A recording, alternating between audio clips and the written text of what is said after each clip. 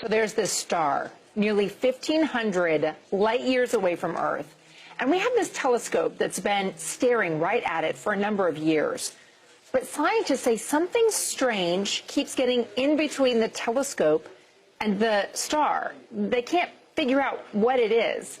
Let's bring in CBS News science contributor Michio Kaku.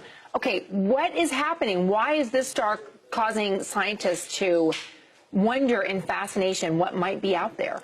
Well, we don't know, and this could be the biggest story of the past 500 years, bigger than the discovery of America by Columbus, or it could be the biggest wild goose chase since the Loch Ness Monster. Okay, well, now you've given us a huge dichotomy of possibilities. Let's explain it. This is a star called KIC. I like to call it KIC, but it's KIC 8462852. That's its official name. The Kepler Space Telescope is out there. Can you explain why scientists and why space lovers are fascinated by what's happening with this? This star is breaking all the rules. We have to rewrite astronomy textbooks. Basically, if a planet eclipses the mother star, goes in front of the mother star, starlight drops by maybe 1% at maximum. However, starlight has been dropping at 22%. There is a colossal, humongous object of some sort blocking the starlight from this star. Okay, so imagine if you're in a movie theater and you see the spotlight coming from behind you, and on the stage what you're seeing is a huge nebulous rectangle of shadow, and you don't know what's causing the rectangle of shadow on the stage, right? It's something like that. Okay, could it be an alien superstructure? That's what we're speculating. We've ruled out all the usual suspects, rogue planets, comets, asteroids. What's left but Star Trek?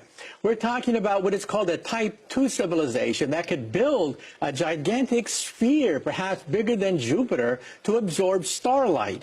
And this, of course, is right out of science fiction, but here we are staring at it, and we have no logical explanation other than to assume that perhaps, just perhaps, it's made by a civilization a few thousand years more advanced than ours, like the Federation of Planets. Wait, does that put us back in, like, Cro-Magnon status? Well, compared to them, yes. We are what is called a Type 0 civilization. We get our energy from oil and coal. Type 1 would be like Buck Rogers, planetary civilization. This civilization is stellar. They can manipulate the energy of a star if it pans out. Okay, so I'm left baffled because they also spotted this star in 2009. This is October 2015. Why are we just talking about it now? Because, as Carl Sagan said, remarkable claims require remarkable proof. If you're going to say that this discovery ranks with the discovery of America by Columbus, if it's on that kind of scale, you better be sure that it's not some kind of hoax or some kind of dust on the telescope. And if this potential hypothetical civilization is 1,000 years more advanced than we are, why haven't they made contact with us? Are we as human beings just not ready for that? Well, if you go down a country road and see an anthill, do you go down to the ants and say, I bring you trinkets, I bring you beads, I give you nuclear energy, take me to your ant queen? Or you have this politically incorrect urge to step on a few of them? Yeah, right. That's a very good point. It's equally as good as my theater metaphor. Mm-hmm. I like both. So why should they land on the White House lawn? We have nothing to offer them. If they can build an object bigger than Jupiter, I mean, we have nothing to offer them. Are we going to get answers in our lifetime about this? Well, next we're going to focus our radio telescopes to see whether we can eavesdrop on their I Love Lucy.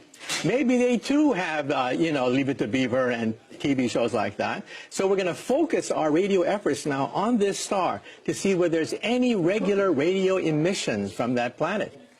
Oh, it's so exciting. Michio, thank you so much for joining us. Yeah, my pleasure.